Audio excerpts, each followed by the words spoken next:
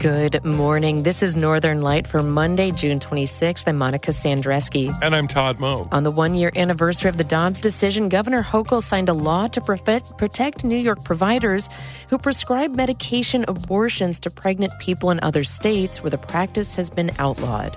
We're not going to cooperate with out-of-state investigations. We're not going to extradite. We're not going to issue subpoenas. So you can continue hell-bent down your path on continuing this radical behavior, but we'll be just as hell-bent in stopping you. Plus, in addition to battlefield tactics and military history, the Army's future leaders at West Point and Hudson Valley are learning about climate change. And girls in Clinton and Essex counties got the chance to practice in a brand new sport this season. So when they announced that flag football was actually going to be a sport, I was like, what better opportunity is there to be able to play some football? About 200 girls played varsity flag football during the sport's first season. More from our Champlain Valley reporter, Kerr Chapman, coming up. And we'll take a look at some of the events going on throughout the region. All of that is coming up on Northern Light. Stick with us.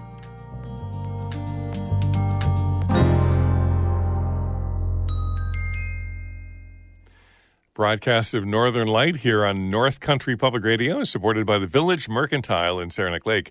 Established in 2011 with a mission of community-fueled solutions with products for home, camp, and gift-giving, villagemerc.com, anything but general. And by Apothecary Chocolates, making gourmet chocolates by hand from all-natural herbs, botanicals, and tree syrups, apothecarychocolates.com.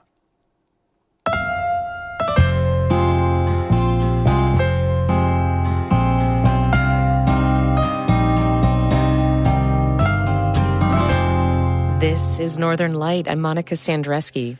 And I'm Todd Moe.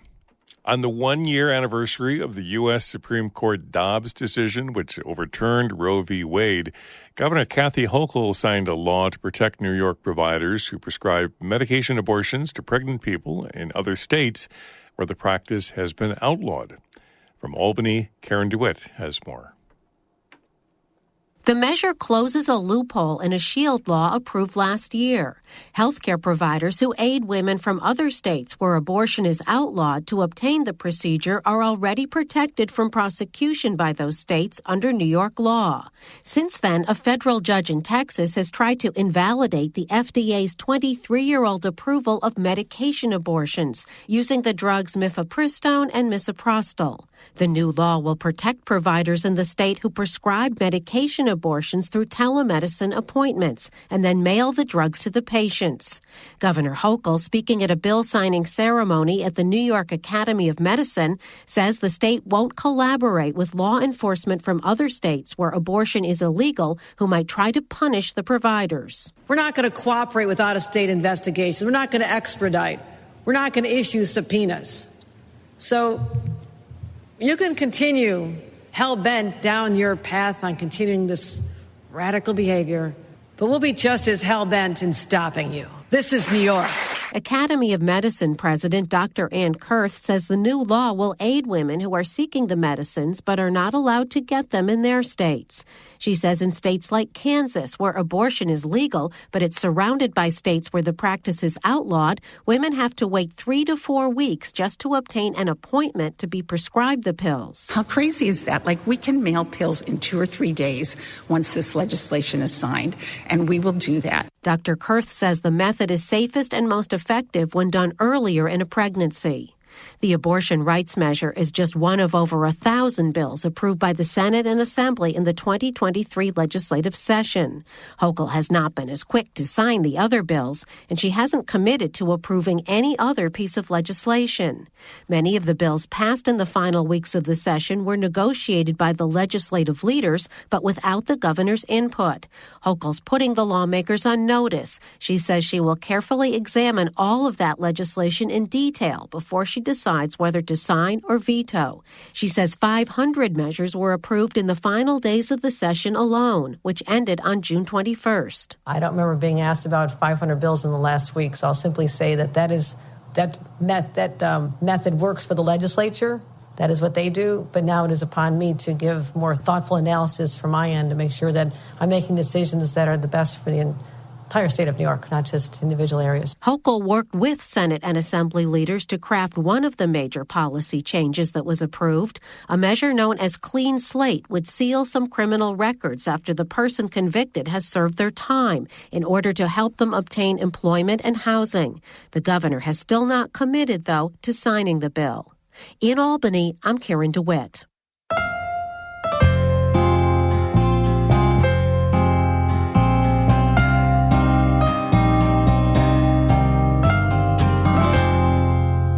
Another blast of wildfire smoke hit the northern part of the North Country as well as the Ottawa, Montreal, and Burlington areas Sunday. Wildfires in Quebec continued to burn out of control. The National Weather Service issued an air quality alert Sunday. According to the federal airnow.gov website, the air reached very unhealthy levels in much of St. Lawrence, Franklin, and Clinton counties Sunday, including Plattsburgh. The National Weather Service observed a severe spike in smoke starting around noon Sunday. The air was even worse in Ottawa, where it was rated as hazardous. Forecasts predict more moderate air quality today. In addition to battlefield tactics and military history, the Army's future leaders at West Point in the Hudson Valley are learning about climate change. Under a new initiative, cadets at the Military Academy are trying to help the Defense Department solve climate challenges that could affect national security. Desiree Diorio reports for the American Homefront Project. The next presentation here is going to be energy resilience of Army infrastructure. Take it away. In an auditorium adorned with West Point's motto, Duty, Honor, Country, seniors presented their capstone projects. One group's presentation focused on the possibility of transitioning the Army's tactical vehicles to a fully electric fleet and modeling what the charging infrastructure would look like on the bases. In conclusion, we can see that we have the data necessary to analyze the current Army's non-tactical vehicle fleet, and we have the knowledge of the EV replacements to conduct a life cycle analysis. Gregory Langoni, an engineering major, is one of the cadets who worked on the project.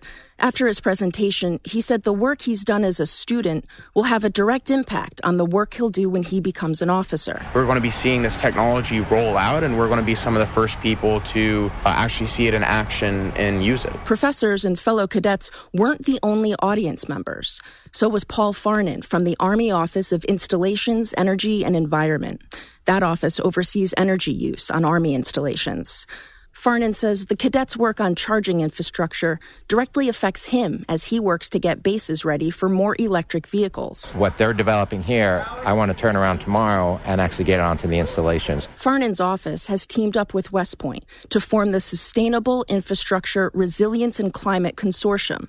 They're working to prepare the next generation of leaders for the climate change challenges they face now and into the future. Farnan says the focus is on solutions. Let's take the real world big Army problems that our soldiers are facing every day in their training on the battlefield, and let's use this academic institution to apply the theory behind it, and then as they figure it out in theory, let's take it and put it into the hands of soldiers, and let's test it out in the real world. Farnan says those challenges include fuel efficiency and how to store backup power. We've been working with these students throughout the course of the academic year. The ingenuity, the knowledge, the different perspective that they bring is incredible. Professors at West Point say the consortium's work transcends political debates over climate change and over what the military's priorities should be. Colonel Corey James runs the Department of Chemistry and Life Science. Sometimes these topics get watered down with politics, and that's unfortunate.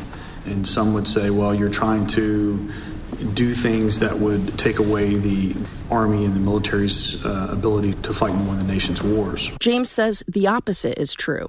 Preparing for climate change is in line with the Academy's mission to educate and train cadets on how to win wars. Being more efficient will obviously help us with carbon emissions and those sorts of things, but it will likely make us more survivable and resilient on the battlefield. Cadets are not only studying how to electrify and charge military vehicles.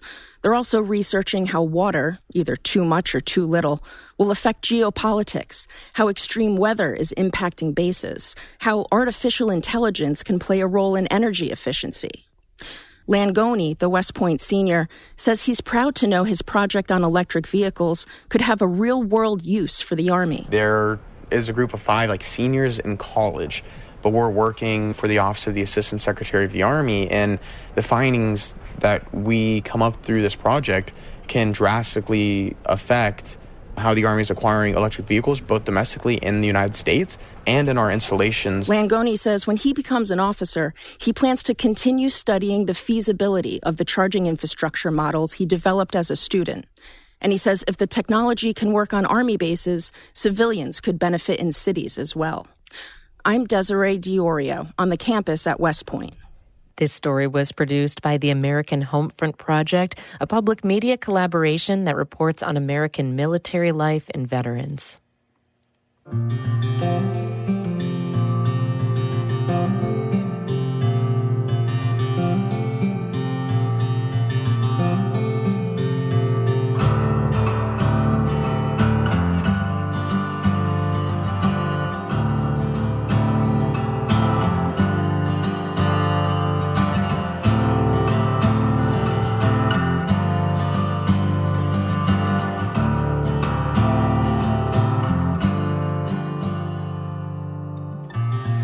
You're listening to Northern Light here on North Country Public Radio. It's 11 minutes past 8. Good morning. I'm Todd Moe. And I'm Monica Sandreski. Coming up, we'll get a preview of a couple of the arts events in the region this week. That's in just a few minutes here on Northern Light.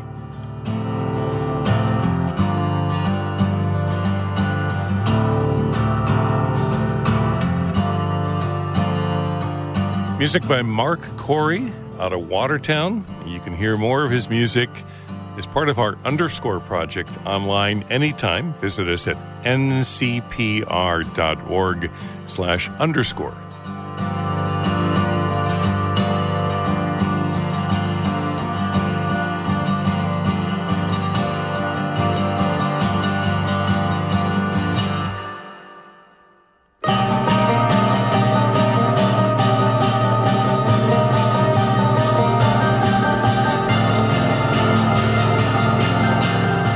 Is supported by Adirondack Experience, the museum on Blue Mountain Lake, presenting their new exhibition, Artists and Inspiration in the Wild, opening July 1st. Learn more at the adkx.org. And Seagull Festival in Schroon Lake, bringing opera and musical theater to the Adirondacks since 1915. More at seagullfestival.org. Girls in Clinton and Essex counties got the chance to participate in a brand new sport this season. For the first time, Section 7 Athletics offered girls flag football. The season's final games took place earlier this month, but next year the region will send a team to the sport's first state-level championships. Champlain Valley reporter Kara Chapman spent some time with the AuSable Valley Patriots, and she sends us this report from Clintonville. Go.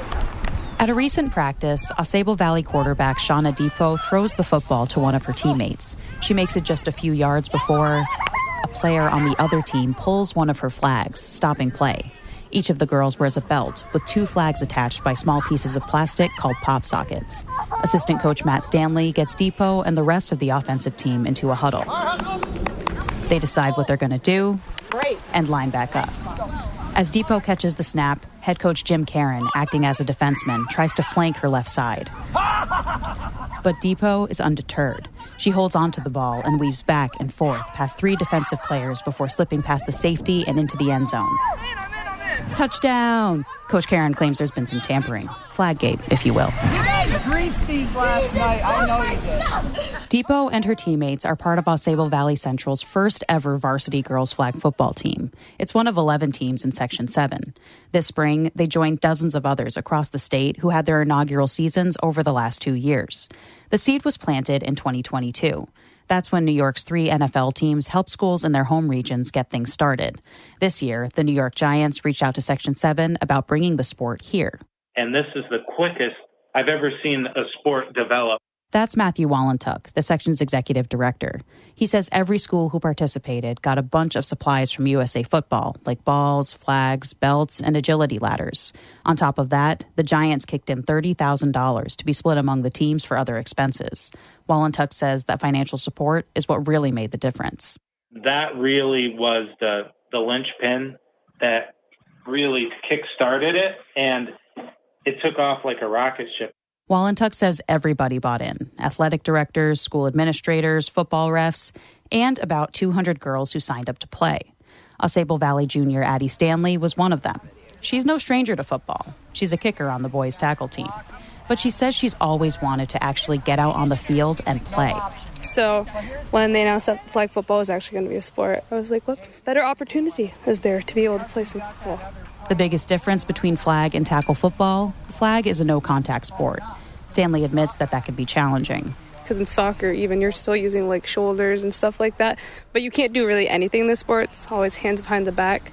But not when you're trying to pull one of those flags. Junior Layla Lincoln says her favorite part of the sport is defense, where that's her job. She pulls off her flag for me, and it makes this distinctive noise. What's it like when you hear that sound? When you pull it, it feels great, but when it gets pulled on you, you're like, oh, darn, they got me. Stanley says there are some other differences between tackle and flag football, like how you score extra points. But something else really makes this sport stick out for her. This team, honestly, has been one of the closest teams that I've ever been on. She says bigger teams tend to have people breaking off into smaller groups, but flag football is just 7-on-7, so that's not the case. We have a lot of inside jokes. We're just super close, and I'm so glad that I get to spend my time on the field with them. And you really do hear that with this team as they practice, the way that they encourage each other. One of the quarterbacks takes several throws to really learn how to lead her teammates with her passes. But when she gets it right... Oh, yes, that was like perfect. I was going. Kevin Hulbert is the executive principal of athletics at Ausable Valley. He says he's watched a lot of these girls play other sports. But what sticks in his mind with flag football is the level of joy he sees on their faces.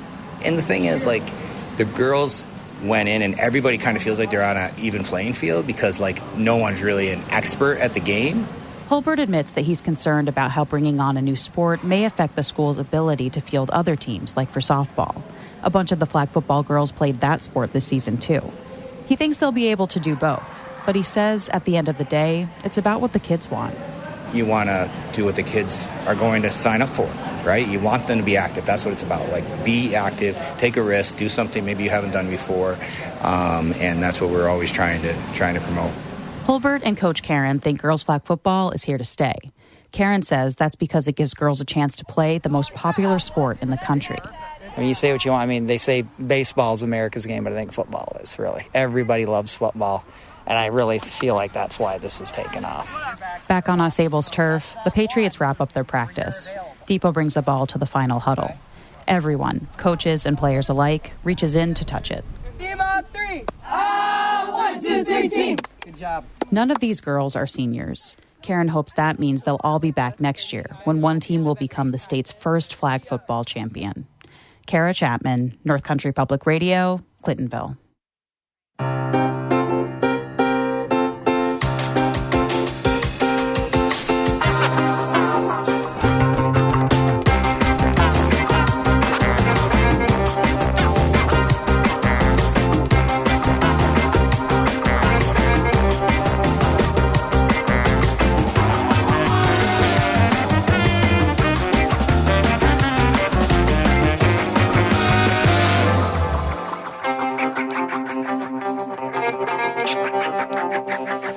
You're listening to Northern Light right here on North Country Public Radio. I'm Todd Moe. And I'm Monica Sandreski. Coming up in just a minute, we'll preview a couple of the arts events throughout the community in the next few weeks. Then stick around after the show for Bird Note coming up at 8:42. But first, Todd has a look at the weather for us. The Weather Service says clouds, areas of haze, and some showers and thunderstorms in the forecast today and tomorrow as well. It looks like it's going to be a humid week with scattered showers and thunderstorms pretty much throughout the work week, with highs this afternoon, upper 70s, low 80s. Light winds out of the east-southeast, lows around 60 tonight. And then tomorrow, also about an 80% chance of showers and thunderstorms on Tuesday. And also that haze from the wildfires in Canada continues to affect us here in the North Country. And if you want more information, forecasts, and also more information about air quality data for our region, you can check out a new page. We have the direct link on our website, airnow.gov. You'll find that information in one place, ncpr.org/weather. Right now in Canton, 69 degrees, cloudy skies. The majority of the art at the Hyde Collection in Glens Falls was collected by museum founders Charlotte and Louis Hyde, but the curators continue to acquire new works to expand and diversify the museum's collection. This summer, they're displaying a group of 10 recent acquisitions, and over the next couple of months on Northern Light, we'll hear from exhibit curator Bryn Schockmel about a few of the pieces. Today, we're looking at a piece by modernist artist Marc Chagall called Oracle over Babylon. This is a hand-colored etching. So the distinction there being that an etching normally is only black and white, and this one is black and white, but then it has color added to it. So it's a hand-colored etching, and it's a tricky one to describe, actually, because Chagall's works are often very dreamlike. But we see at the top a figure, a winged figure, perhaps an angel, who has green wings. And then below, we see some buildings and some people and a sort of curved, looks like the land or the earth. And then the dark sky up above, and then a sort of big flag. So it's a sort of unusual one. It is unusual. I think of all the pieces in the recent acquisitions, this one might be my favorite. Oh, really? Yeah, or maybe my second favorite. But I think for being an etching, it also has sort of like a charcoal sort of quality. It does. It definitely does. Yes, and that just those hints of color, really, and they're just hints. It's not hand-colored throughout, but a bit of green in the wings, a bit of yellow down towards, I assume that's Babylon, as it's called, Oracle over Babylon. But it just brings out that bit of specificity to it. I don't know. Yeah, it's a really unique one. Yes. What do you notice about it? Well, the color definitely draws your eye to the sort of angel figure at the top. And then you sort of look down and you see it actually kind of, when you look closer, it seems kind of upsetting because there's people that at the bottom who might be dead, or maybe they're sleeping, but they're all sort of laying down with their arms spread wide, and you're sort of confused about what's happening. Anything else you'd like to add about this piece or how it fits into the larger exhibit? I can say that visitors might be familiar with Chagall's work. He did a lot of murals. And so he did a mural for the Metropolitan Opera in New York City and also did a mural for the Opera Garnier in Paris. Big, colorful, really sort of dreamlike imagery. And so this is similar to his work in that sense, the sort of dreamlike, not always a clear narrative. Bryn Schockmel is the curator of the Hyde's permanent collection, talking about Oracle over Babylon by modernist artist Marc Chagall. The recent acquisitions exhibit is on display through September 17th. Time is coming up on 8:24. You're listening to the Northern Light here on North Country Public Radio. And just a reminder to check out a new exhibit opening later this week at Morristown Gateway Museum. It's called The Small Fish, Life and Leisure on Black Lake. And the opening is coming up Thursday evening from 4 to 6 at the Morristown Gateway Museum right on Main Street in Morristown. Thursday from 4 to 6, you're invited to check out the opening reception of The Small Fish, Life and Leisure on Black Lake. And we'll hear from some of the folks who put that exhibit together a little later this week. One of the events happening around our region. Also, don't forget to check out the North Star Gallery on Pearl in Malone. Gail Bissett began her career in the Adirondack region, and she creates abstract paintings in various mediums. And there will be a reception with Gail on June 30th, coming up this week, with a performance by Martha Gallagher, the Adirondack Harper. You hear her on the show, music underneath them during our music beds on our morning news shows. You can find out more at foothillsartsociety.com. Also coming up in the region, the Pride event coming up at the Old Forge Library and Herkimer County Pride Alliance. This is their first anniversary. They'll feature music, dancing, T-shirt making, a family-friendly event, a Pride celebration coming up Friday, June 30th at 5 o'clock at the Old Forge Library.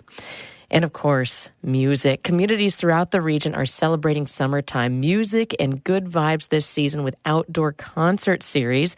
I think of the Norwood Village Green Concert Series and the Great Camp Sagamore Concert Series in Racket Lake. And now we've got a preview of this weekend's show in Glens Falls at the Park Theater's Summer Series. The trio The Ladles is performing tomorrow, June 27th, at the Radio Bean in Burlington, then on Friday night in Glens Falls at the Summer Concert Series at the Bandshell in Crandall Park. It's hosting concerts Friday nights throughout July on Fridays from 7 to 8:30. So this is a preview of The Ladles. This is their song, Sophie.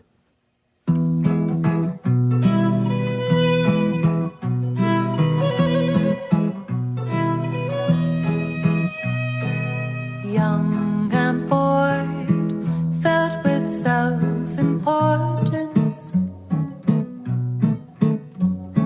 we roam the hills, searching for something to hold us. Don't know if we found what we were looking for, but I can remember a day in September, spending hours by your side. Wasn't it divine, dearest friend of mine?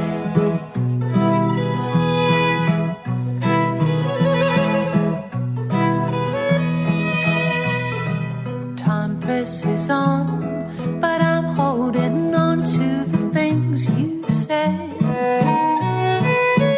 Like I'll see you again. Should not be a question of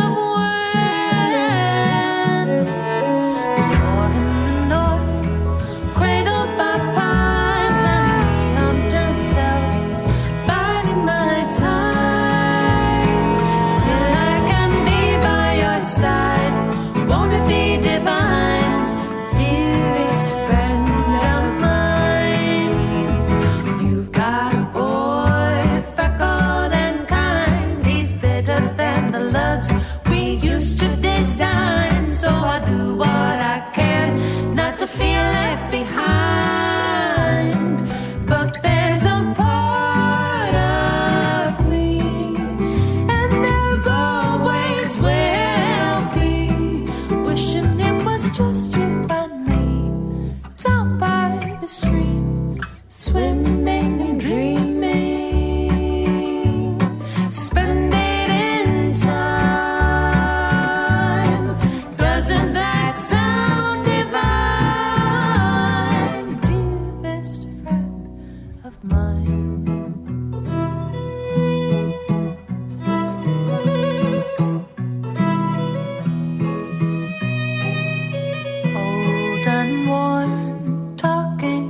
Nothing but memories. Your hand in mine, softer, clearer that you moisturize. Don't ask if we found what we were looking for, 'cause time and again my heart found its way to yours. See, here I am by your side. Hasn't it been divine? Friend of mine, here I am by your side. Hasn't it been divine, dearest friend of mine?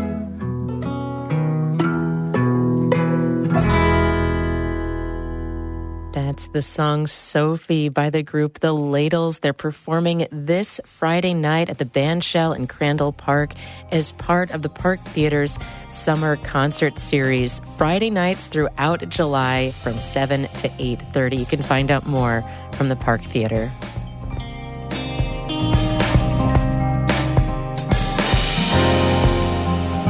And that's it for Northern Light for this Monday, June 26th. Morning Edition continues in just a minute. Then stick around for the Marketplace Morning Report at 8:51.